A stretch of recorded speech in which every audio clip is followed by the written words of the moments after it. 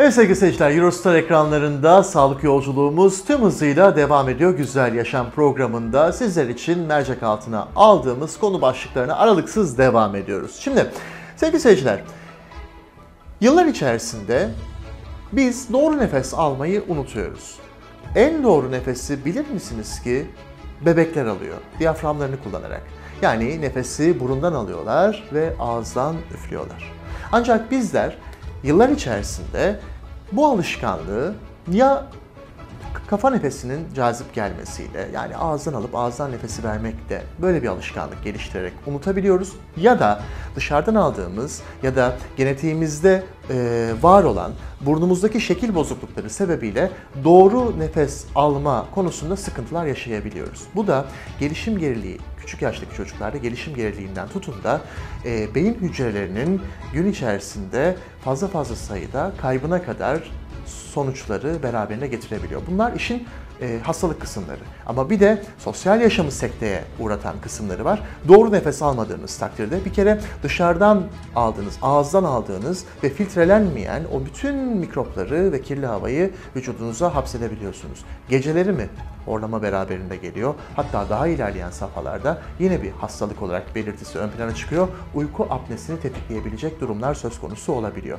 İşte bu sebeple sevgili seyirciler, güne Mecidiyeköy'de uyandık ve devam ediyoruz. Sağlık maratonumuz hız kesmeden devam ediyor ve işinde son derece uzman, çok başarılı bir hekimimiz bizlere eşlik ediyor olacak. Kulak, burun, boğaz ve baş boyun cerrahisinde uzman hekimimizle işte bu saydığımız gerekçeler, sağlık problemlerine tedbir almak adına deviyasyon ve rinoplasti ilişkisini konuşacağız. Evet hocam, bizleri misafir ettiğiniz için sonsuz teşekkürler. Hoş geldiniz. Hoş bulduk. Deviyasyon ve rinoplasti, hem ayrı ayrı hem ilişkilerini konuşacağız sizlerle beraber. Tabii. Nedir bu deviyasyon? Deviyasyon aslında artık halk arasında da çok kullanılan bir kelime haline geldi. Tıp dilinde eğiklik demektir. Septal deviyasyon, bizim burnumuzun iki deli arasındaki bir yapı vardır. Bu kıkırdak ve kemikten oluşur. Bunun eğikliğine septal deviyasyon demekteyiz. Bunların çoğu doğuştan olmakla beraber bazen daha sonraki düşmeler, travmalara bağlı ortaya çıkabilmektedir. Her deviyasyon cerrahi gerekir mi? Tabii ki gerekmez. Nefes alma problemi yapıyorsa buna bir ameliyat gerekebilir. Rinoplasti dediğimiz şey de burnun dışına estetik olarak yapılan müdahaleler rinoplastidir. Eğer nefes alma ile ilgili bir cerrahi yapılacaksa buna septoplastidir. İkisine beraber olursa septorinoplasti olur.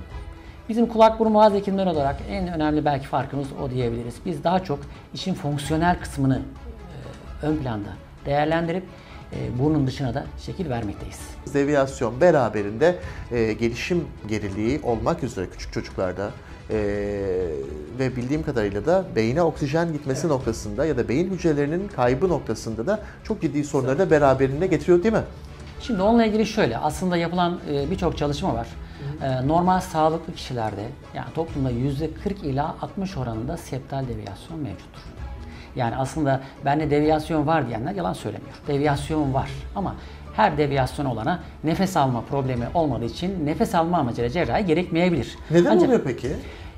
Yani bizim iki burun deliği arasındaki bölmemiz böyle bir tornadan çıkmış gibi dümdüz değildir. Bir tarafa doğru eğiktir. Buna eğik olunca deviyasyon diyoruz. İşin ilginç yanı, çocuklarda bu septal deviyasyon cerrahisi çok zorunda kalınmadığı sürece yapılmıyor. Çünkü burnun gelişim sürecini etkiliyor. Yani hem septal deviyasyona, septoplasti, hem dışına rinoplasti, estetik cerrahiler genel itibariyle erkeklerde 18, kızlarda 16 yaşından önce pek yapılmamaktadır. Evet. Deviyasyonun da türleri var, çeşitleri var.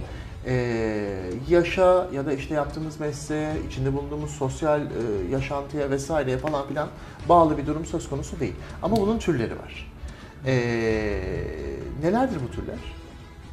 Yani deviyasyon, septal deviyasyon burnun ön tarafında olabilir, arka tarafta olabilir. Bazen sadece kıkırdakta olabiliyor, bazen kemikte olabiliyor, bazen hem kemik hem kıkırdakta olabiliyor. Bazen şöyle oluyor, yani burun estetiği amacıyla olmasa bile burnun çatısını üst tarafı açmak zorunda kalarak da deviyasyon cerrahisi yapılmaktadır. Yani estetik kaygısı olmayıp da buruna estetik müdahale yapmak gerekebiliyor. Çünkü sadece burun içinden deviyasyonu çözemediğimiz durumlar da olabiliyor. Peki hocam, ameliyat sürecinden biraz daha bahsetmek istiyorum. Bir kere ilk sorum şu olsun. Tek çare deviyasyonda ameliyat mı? Kapınızı çaldılar ve illaki deviyasyonu varsa ameliyat mı yapılıyor? Aslında öyle değil, yani onu şöyle söylemek lazım. Burun düz bir yapı değil. İçinde 3 tane konka dediğimiz yapı var. İşte ona burun eti deniyor halk arasında. Bunlar vazifeli etler. Az önce bahsetmiş olduğum giren havayı ısıtıp nemini ayarlayıp temizleme fonksiyonunu bu etler, konkalar yapıyor. Çoğunlukla aslında bunların şişmesine bağlı olarak nefes problemi oluyor. Eğer bir hastada hem deviyasyon hem konkalarda, yani etlerde şişme varsa etleri küçültmek için medikal ilaç tedavileri mümkündür. Belli bir süre bunları uyguluyoruz. Bu süre sonunda eğer nefes alma rahatlamışsa bu hastaya bir ameliyat yapacağız diye bir kuralımız yok.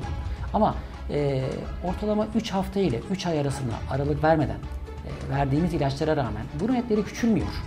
Ve bu hastada beraberinde, ki çoğu zaman olur, deviyasyon, kemik ve kıkırdak eğikliği varsa bir cerrahi yapmak lazım. Çoğunlukla septal deviyasyon cerrahisiyle beraber konkalara, yani etlere de Türkçe bir ifade kullanacağım, yakma işlemi. Bunun tıp dilinde radyofrekans veya lazer veya koterizasyon gibi yöntemlerle küçültme cerrahisi de yapılıyor. Sorunu ortadan kaldırdık, yaktık ya da cerrahi müdahale yaptık vesaire. Estetiği katmadım şu an içine. Sadece sağlıkla ilgili sorunu ortadan tekrarlıyor mu? Deviyasyon tekrarlamaz. Yani sonuçta o dokuyu aldığınız zaman deviyasyon tekrarlamıyor. Ama bazen kıkırdağın bir hafızası vardır. Çünkü biz kıkırdağı tamamen almıyoruz. Orada bir çatının bozulmasın diye iskelet için bırakıyoruz. Bazen ufak tefek sağa sola kaymalar olabiliyor ama buna çoğunlukla ikinci cerrahi gerekmiyor. Ancak burun etleri tekrar büyüyebilir. Çünkü az önce de ifade ettiğim gibi bu giren havayı ısıtma, temizleme, nemlendirme fonksiyonu fazlaca yapıldığı zaman etler şişer. Bunları belki daha sonra yine ilaçlarla veya yine yakma işlemiyle küçültmek gerekebiliyor. Peki hocam, ne kadar vakti İstanbul'da gözetiminizde geçirmesi gerekiyor, özellikle şehir dışından ya da yurt dışından gelen hastalarınız? Eğer sadece bir deviyasyon cerrahisi yapılacaksa 2 ila 4 gün yeterli bir süredir. Ama eğer beraberinde burun estetiği de yapacaksak bir haftayı ayırması lazım. Hastanede mi? Hastanede değil. Hastanede 1 veya 2 gün misafir ediyoruz. Ancak daha sonrasında burun içine koyduğumuz 1-2 tane ufak silikonlar oluyor. Burun sırtına koyduğumuz alçı ve bazen 1-2 minik dikişler oluyor. Bunları da genelde 1 hafta ile 10 gün arası almaktayız. Hastanede kalış süresi 1 veya maksimum 2 gündür. Bir de şu soruyu da soralım, bunu da değinmemiş olmayalım. İnsanlar şunu da çok merak ediyorlar. İşte alçı kesiler, açık teknik, ameliyat yapıldı, estetik içine girdi. Canım acıyacak mı kaygısı çok var. Ağrılı, sancılı bir süreç mi? Bu 2 gün hastanede geçirdikleri süreç. Yani ameliyat sonrası mutlaka her hastada ufak da olsa ağrı olabiliyor ama ağrı kesicilere cevap veriyor. Bu burun estetiği ameliyatlarında ben çok ağrıdı, tüh diyen, bundan dolayı keşke bir daha işte ameliyat olmasaydım diyen ben pek duymadım, açık konuşmak gerekirse. Ancak tabii ki ufak tefek morarmalar olacaktır ama bunlar tolere edilemeyecek şeyler değil. Mevsimi var mı bu operasyonların peki? Aslında ideal mevsim tabii soğuk aylarda daha iyidir. Ancak tabii yaz dönemlerinde insanlar tatil döneminde işte işlerinden izin aldığı için de yapmaktayız. Onlarda da belli önlemler vardır. Nedir? Ameliyat sonrası çok sıcak bir ortamda olmasını istemiyoruz. Biraz kanamayı arttırabiliyor. Veya morarma döneminde eğer güneşe çıkarsa 1-2 böyle iz kalabiliyor. Ufak önlemlerle bu yapılabiliyor. Güneş gözlüğü falan kullanmak ya da gözlük kullanmak. 1 ay evet güneş gözlüğü kullanmayacağız. Yani her hastanın tabii kendine ait bazı ekstra özellikleri vardır. Mesela bir gözlük kullanan bir kişiye diyoruz ki eğer göremiyorsanız 1 ay 2 ay süreyle lens takmanız gerekir. Ameliyat öncesi bunları ayarlıyoruz. Veya diyelim ki kişi profesyonel sporcu, müsabaka sporu yapıyorsa birkaç ay yapmayın. Yani aslında herkesin kendi içinde bazı özellikleri vardır. İstisnai durumları hastanın istisnai durumuna göre de bilgi veriyoruz. Şimdi hocam, eski bir hasta olarak da bunu sormak istiyorum. Eskiden 3-4 sene öncesine kadar, evet, burnumun ucunda bir kıkırdak var. ve bu bana ait olmayan bir şey burada duruyordu. Böyle bir hissim vardı. Ama artık bu burun bana ait. Ucundaki yabancı, belki benim vücudumdan alınan, farklı bir noktadan alınan bir şey ya da dışarıdan konulan bir şey ama artık bu burun bana ait. Hasan ne kadar zamandan sonra bu burun artık benimdir, sıkıma, bilmem ne vesaire her türlü şey yapabilirim noktasına geliyor? Burun estetiği ameliyatından sonra yani ilk belki 2 ay, 3 aydan sonra sıkma, çekme, sağa sola bunları yapabilir aslında. Çünkü bizim içeriye koyduğumuz dikişler öyle en ufak dokunmayla etki olacak şeyler değil. Öyle bir tane dikişe bağlı şeyler değil. O yüzden 1-2 ay sonradan buruna çok rahatla dokunabiliyor, sümkürebiliyor. Ancak tabii hissiyat, dokunma hissiyatı bir 3 ay, 6 ay sonra gelebiliyor. Çünkü takdir edersiniz ki orayı kesiyorsunuz, sinir uçları kesiliyor. Onların geriye gelmesi bazı kişilerde 1-2 ay, bazı kişilerde 6 ay, bazı kişilerde 1 seneyi bulabiliyor. Ama bunlar geri geliyor. Teşekkür ediyoruz hocam. Ağzınıza sağlık. Rica ederim.